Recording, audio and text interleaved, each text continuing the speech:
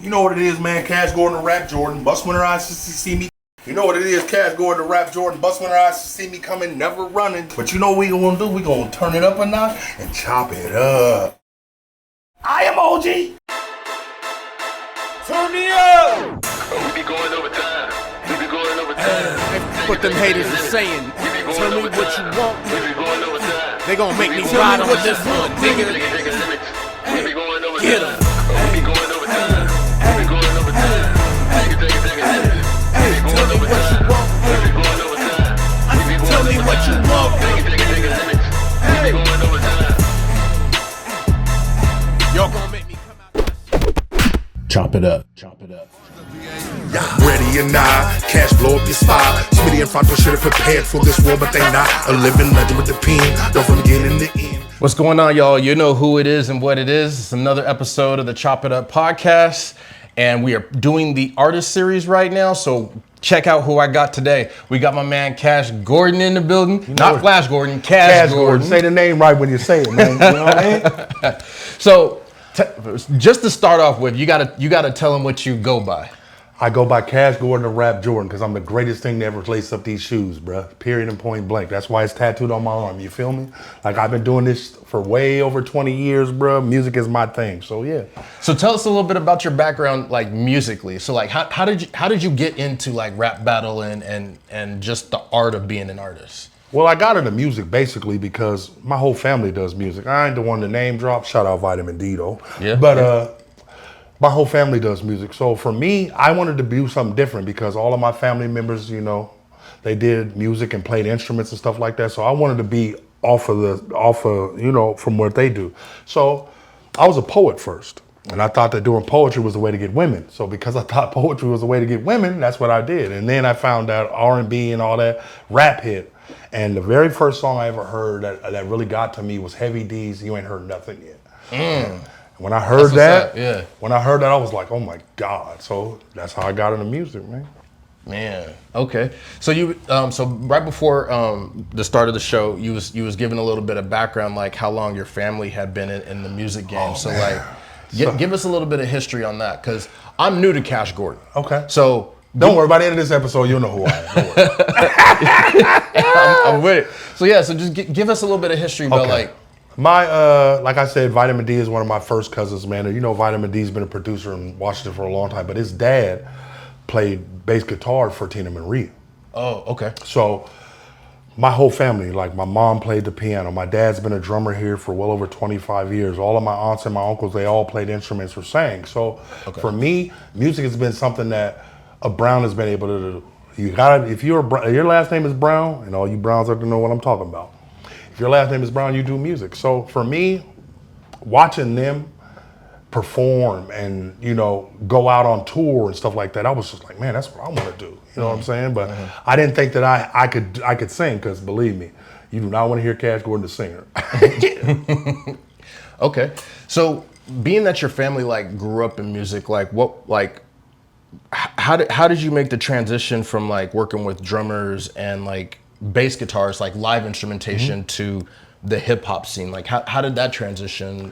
That happened when I went to, I think I was about 12 years old. And, you know, because back then, like in the early 80s, early 90s, hip hop just blew up all of a sudden. Okay. And I just thought that, you know what I'm saying, me being a poet and I can rhyme words and make words sound good, that wasn't a song. And rapping was just so popular at that time. I just said, nah, that's what I'm gonna do, bro. Like, I gotta do that. You feel me? Like, I just had to do it. So when I transitioned from live instruments and stuff like that was because, I'm gonna give him his credit, Derek. Derek had put out an album, and he was like, and I just took one of his songs, one of the beats he had, and I rewrote on it. He's like, man, you need to rap, bro. I was like, nah, bro, I ain't gonna rap, bro. But he was like, nah.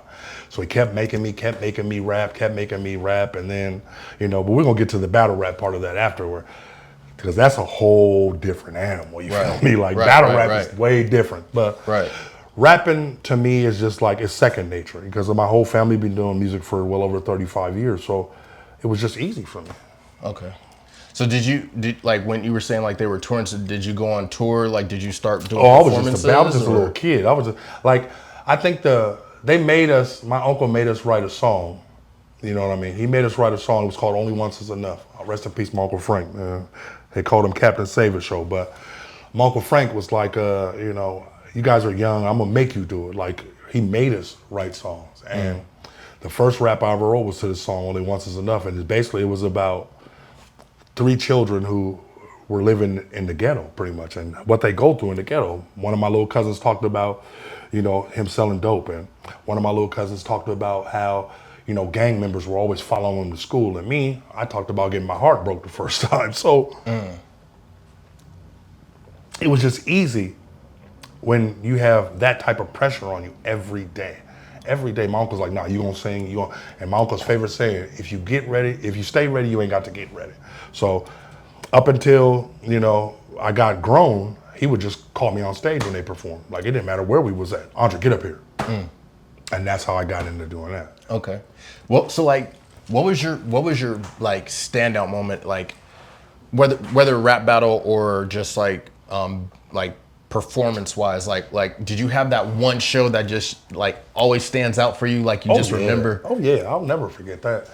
I was this was not too long ago. I've only been doing battle rap and rhyming on stage and stuff like that for about maybe about 17, 18 years. But my cousin went to Canada, and we were in Canada. We were Whistler, and they had an artist that didn't show up, and they were like, "Hey man, Andre, go up there." I'm like, "Nah, bro, I'm not going up there, bro. These white people ain't gonna be ready for what I'm about to say."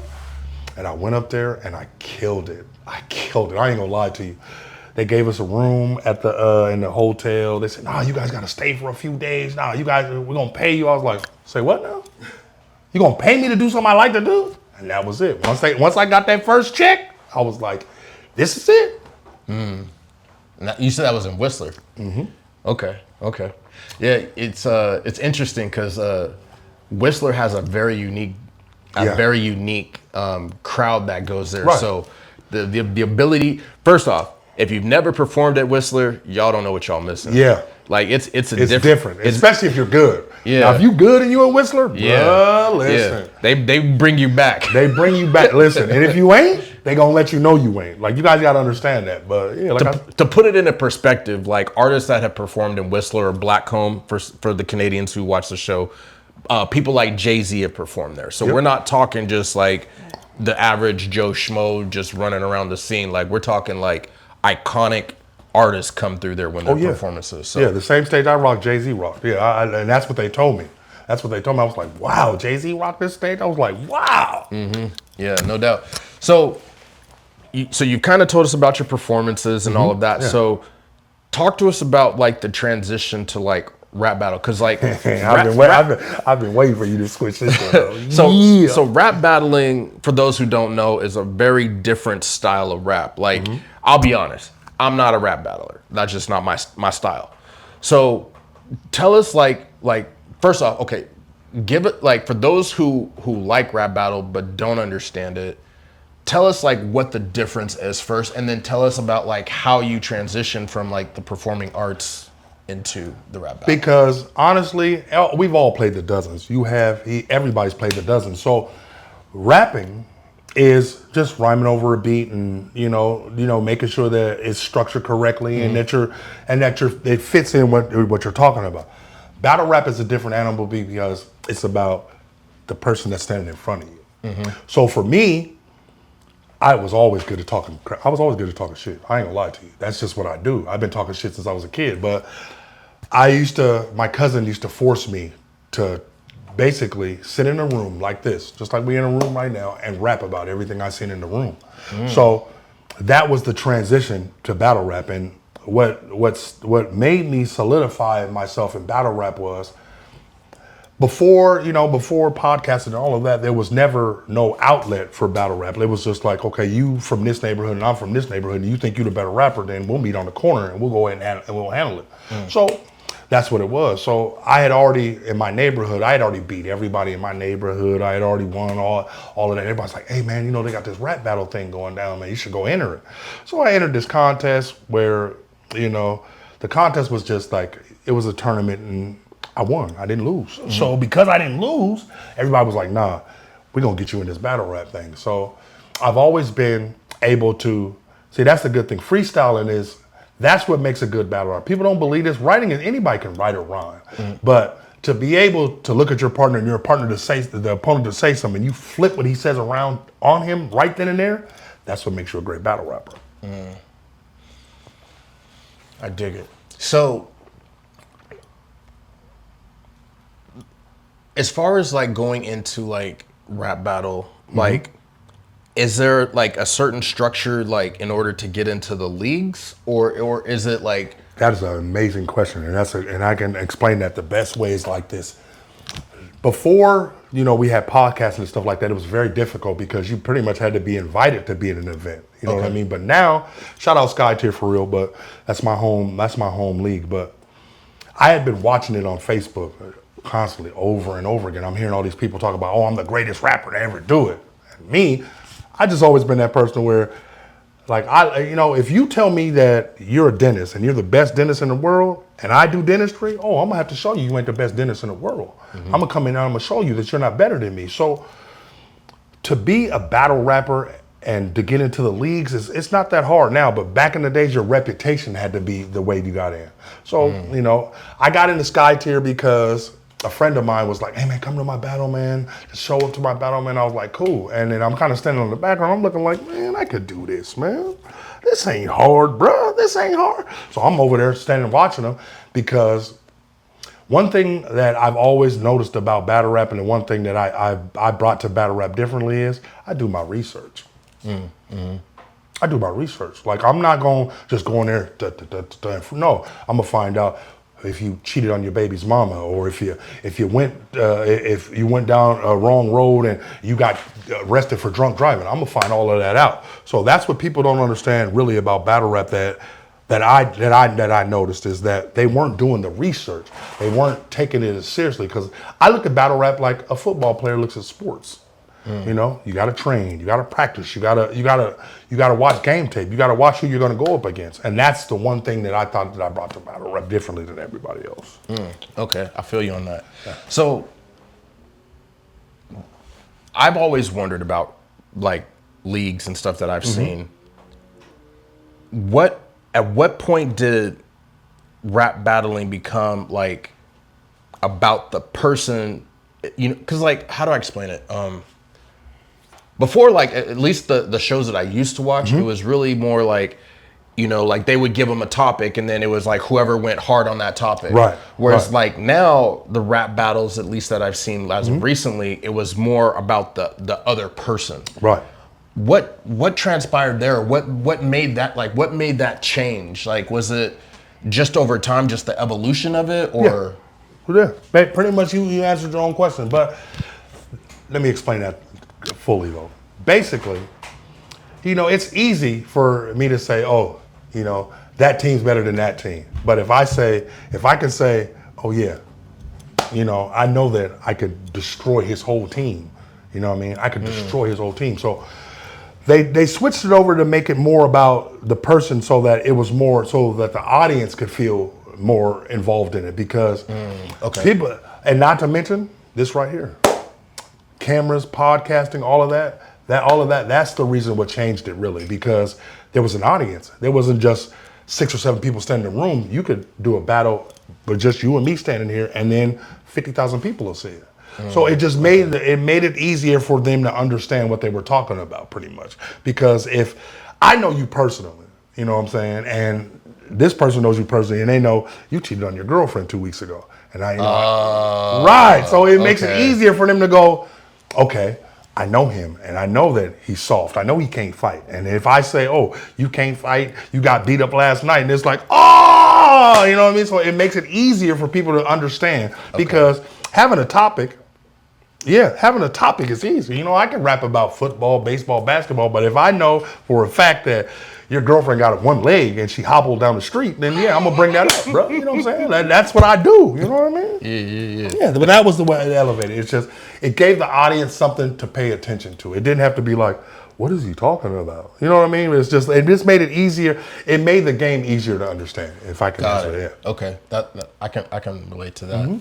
So, as a rap battlist, outside of Cash Gordon, who are like your top 5 that either you like listen to like lyrically or? Yeah. Well, I know people are going, let me just, I'm going to do it twice. Okay. Cash Gordon, Cash Gordon, Cash Gordon, Cash Gordon, Cash Gordon. But if I had to say like the lyrical people that in battle rap now that I look at and you know, me, of course, I'm always going to push me. But people like Spasmatic. If you don't know who Spasmatic the King is, look him up on Facebook. He's one of the realest MCs in the world. Jada Nightwing. Also, Jada Nightwing is one of them people that look. Jada Nightwing is nasty. You know what I mean? But let's see, number 3. Let me think. Who else could I say? Let me think. Geo Definite. That's another one. Cause that's and what's so bad about that is I'm naming people off my crew. See, I'll show y'all. See. Okay. Right here. HMS Mob was the crew that I started because I've been in battle rap so long, it was just like, you know what? Let me step back and become Bill Belichick in this game. You feel me? Okay. So yeah. I went and grabbed who I thought was the best people out there and I put them together. But, Stewie Newton. Yeah. Stewie Newton is nasty. That's my cousin. Shout out Stewie Newton, bro. Let's see. Chop it up. All right.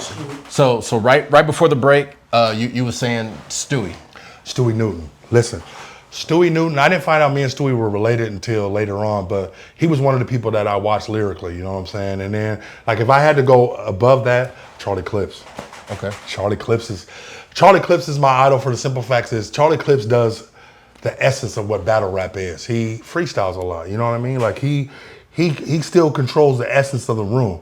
And I know that, me giving props to this dude, because I really want to battle him myself, okay. Abelworth. Okay. Yeah. Let's go. I'll be your Huckleberry.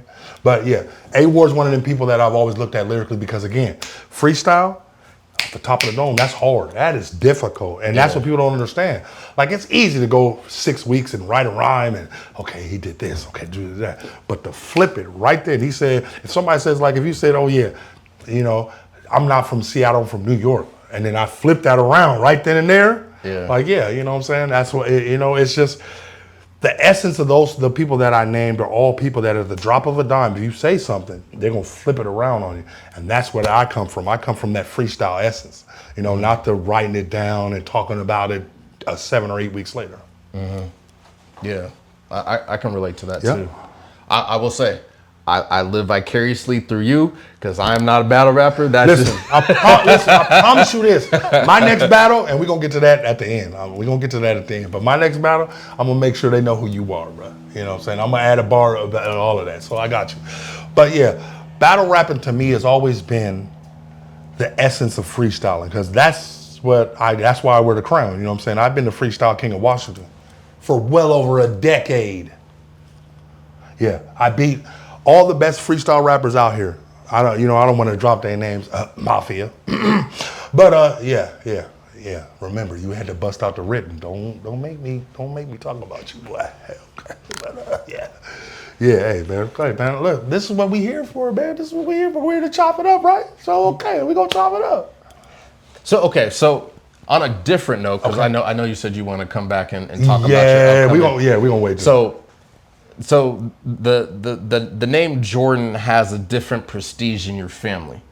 So how did that come about? How did I come about the rap Jordan? How did I come about the rap Jordan? My daughter's name is Jordan. Yeah, you know what I mean? Like, here, let me get right where you can see it. See it right there? It says Jordan right there. Shout out to my kid. But the reason why I picked the rap Jordan is because if you look at the essence of what the greatest of all time is. Mm-hmm. When you think the GOAT, Muhammad Ali, in boxing, you think the GOAT in football, you think Tom Brady. You think the GOAT in basketball, Michael Jordan. And all you Kobe Bryant and LeBron James fans out there, I don't care what you say. The GOAT's name is Michael Jeffrey Jordan. End of story. But I added that moniker to the end of my name because if you look at Jordan's career and the way that Jordan approached the game, it wasn't about being flashy. It wasn't about him having his tongue out or wearing a gold chain. It was about the V, the W, the victory and the win. So if it wasn't about that, that's all I want to do is win. I don't want to lose. You feel me? Like, I don't want to lose. I don't lose. So because I didn't lose, and yeah, Still undefeated in battle rap. Y'all understand that? I'm still undefeated. But it was just that, you know, and that's why I've always loved Michael Jordan like that. So when I came up with the name Cash Gordon, because of course, Flash Gordon was one of the only superheroes to never have superpowers, but the ladies loved him. So I was like, that works for me. So, and then I was just like, Cash Gordon, how can I make that rhyme? How can I make that rhyme? And then somebody said, hey man, you the Rap Jordan. I was like, say what now? So that's how I got the Rap Jordan moniker. Yeah. Okay. So so for all of you who are non-sports fans, I see you got the Toronto jersey on. Yeah. So tell us a little bit like. Listen, I am the Jersey King. You will never, in a million years, catch me in the same jersey twice. He'll tell you. Okay. I've been sitting here and I done changed jerseys 3 times since I've been in his driveway. So listen, the jerseys that I wear are because of the player that they are and the person that they are. Vince Carter was a monster, bruh. Yeah, you know what I'm saying? Like, I'm that dude that, you know what I'm saying? I'm flashy and blashy with my thing, you know what I'm saying? Like, I'm gonna dunk on you and I'm gonna jump over your head and I'm gonna scream at the top of my lungs. Vince Carter was very, very vocal in his, and so because, like I said, this is who I am the Jersey King. I own 366 jerseys, one for every day of the year, one including leap year. So that's why. Yeah, wow. I've been doing it because when I was a kid, this is what the dope boys wore. You know what I'm saying? The dope boys wore these. You know what I mean? So when I got money, and I'm the dopest cat on the microphone. So because of that, this is why I wear jerseys. I wear jerseys because I'm always in the game. If that makes sense. Yeah. Okay. So out of 366, is there one that was like your most iconic one? Oh yeah. Oh, that's easy. The sky blue North Carolina number 23 Michael Jordan, period, point blank. First, I bought Jerry Stackhouse first. I won that in the NBA Jam tournament at the Kingdom. The Final Four was here in 19. Yeah. They had an NBA Jam tournament, and they gave away a $150 gift certificate to Foot Locker. And the first thing when I walked in, I looked up, I was like, I want that right there. And from that day forward, I was just like, jerseys are my thing. So was that your first jersey, or was that? That's my first one, my most iconic, and the one that still hangs in my closet to this day. Yeah, it's tore up and tatted, and I won't change it because that's the one that gave me the essence of who I am. Okay.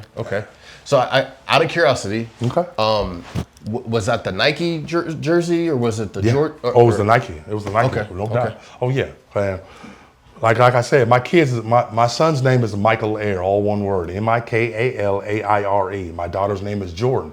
So when you ask me, it's hey man, what are your kids' names? Michael Air Jordan. That's what's up. I'm just a Jordan friend because when you think of being the best at what you do, you know, and that's just what I do. You know what I'm saying? I'm fly like wings. So because of that, you know what I mean? That's why I picked Jordan. You know what I'm saying? That's why I came up with the moniker, the Rap Jordan. Okay.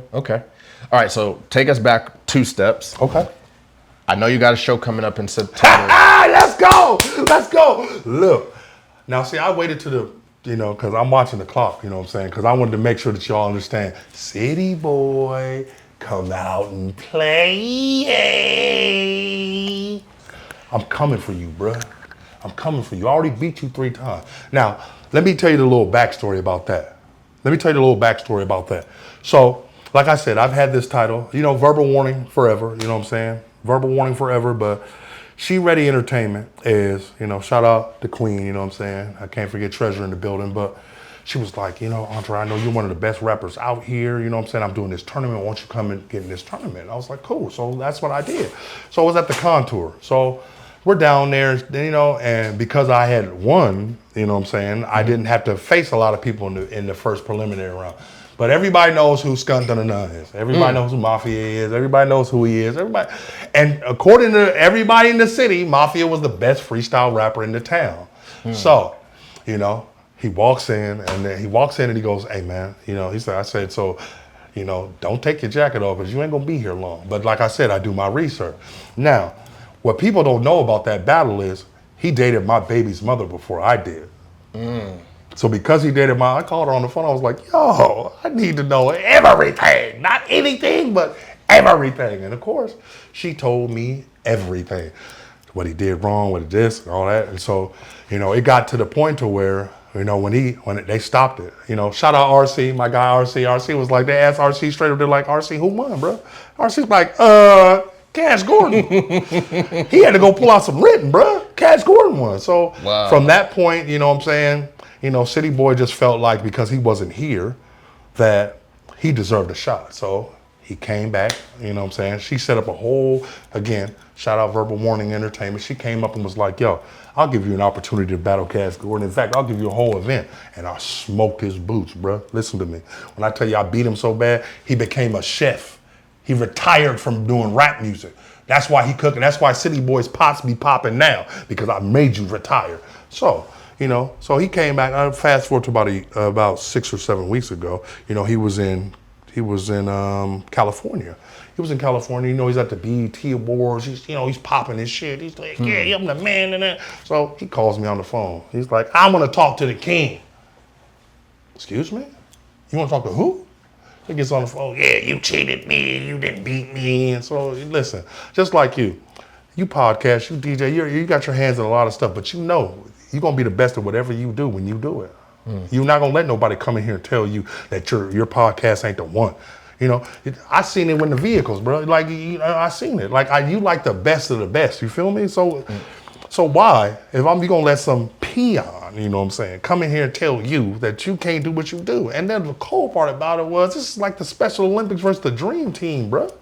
You can't beat me, dude. So he's been going back and forth, talking about how he can beat me. So, you know, his label put up some money. Verbal Warning put up some money. I put up some money. And now we're going to see who gonna win. Okay. We know who's going to win, though, right? So where's the show going to be at? See, like, we haven't really got it locked down, but we do know the date is going to be at the end of September, the 25th. So we do know that. Okay. But what we do know as we sit here, and I'm going to just go ahead and say it, City Boy is going to die. City Boy is going to die. City Boy is going to die. Why? Because I know you. I did my research, man. You feel me? Like me. You know what I'm saying? You didn't know who I was before this, but when I seen how he worked, I was like, yeah, I need him to do this for me, because everybody's gonna see it. So yeah, you know, I do my research, and that's the thing about it. Like, I take battle rap seriously. I take battle rap seriously. You feel me? Like, I'm not the one to play around. I'm not the one to joke. I'm not the one, like, I don't like to lose, man. I don't. You know what I'm saying? I'm a big sports fan. I don't like to lose. So for you to talk and tell me that you think you're gonna beat me? Nah, bro, that ain't happening. Hey, we're gonna cut that part out about City Boy dying. Cut that out. No, we're not. Cut that out. No, we're not. That was snake. Anyway, he's going to die. Do you understand? I'm going to end his career. He's going to go back to, Please. Yeah, anyway. We're not Rap-wise. Rap-wise. Yeah, you know what I meant. Lyrically, you're going to die. You know what I said. But you're still going to die. I don't care. I don't care what that dude in the background said. You are going to die. Like the Russian said in Rocket, if he dies, he dies. Well, y'all heard it, folks. Cash Gordon's on a mission. So you know who it is and what it is. Up next, we got Cash Gordon on the mic. Stay tuned. That was beautiful, bro. Yeah, That was, bro. I don't want to hear that shit. From now, it is a threat. Listen to me. It is a threat. Brother, no, but you have to. Speech like, ooh wee, 4 bars in. Yeah, I'm showing NY Seattle rappers push back with they pen. I can hear them right now. All they gonna say is, Cash, get your bars up. Nah, nigga, no way. I'm the penthouse player. Need to stay in your place. Yeah, first floor, nigga, Cash with every verbal rate. Been a factor in battle rap. Let me hear your excuse, cause I'm the pole position speaker, amping skill through the roof. Never lacking, that's the truth. Curry rhymes like the truth. Yeah, I told you suckers behave, but Cash was gonna attack. Now I'm doing just that. Bet you know it, black. Said return of the Mac. This ain't even. You know who it is and what it is. It's my favorite time of the show. I got my man Cash Gordon. Here we go. Yeah. Cash G, the Rap Jordan. Let's go. Listen. Now, what's the big deal? Is it all that bad? Now I told my biggest secret on y'all, all that mad? Now the ladies being new, and see I keep coming back. They love their giving when I get it, so Cash Gordon stay strapped. With that Magnum extra large, using up the whole pack. Something big is showing up, hella long and it's black. But you got to be a fool to think you got the same thing, cause only family got this shit. Been around since my teens, cause I remember how it happened. Yeah, I think it was 12. I walked in the bathroom and I screamed, what the hell? Cause something on me changed, so I called called Uncle Junior. He gave me all my game. He's the one reigning ruler. So my uncle set me down and he said with a grin, time to go and sow your oats and let the fun begin. But I didn't understand what them words really mean till I put it on this girl and she moaned and she screamed. Yeah. Cash G. Let's go. Take it, limits. We be going over time. We be going over time. We be going over time. Take it, limits. We be going over time. We be going over time. We be going over time. Take it, limits. We be going over time. We be going over time. We be going over time. Take it, limits. We be going over time.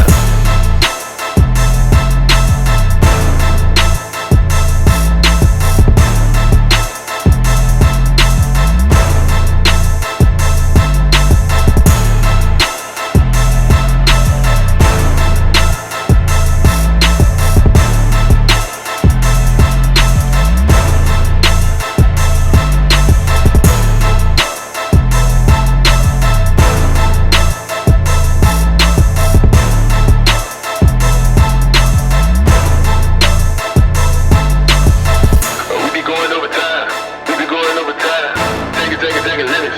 We be going over time. We be going over time. We be going over time. Take it, limits. We be going over time.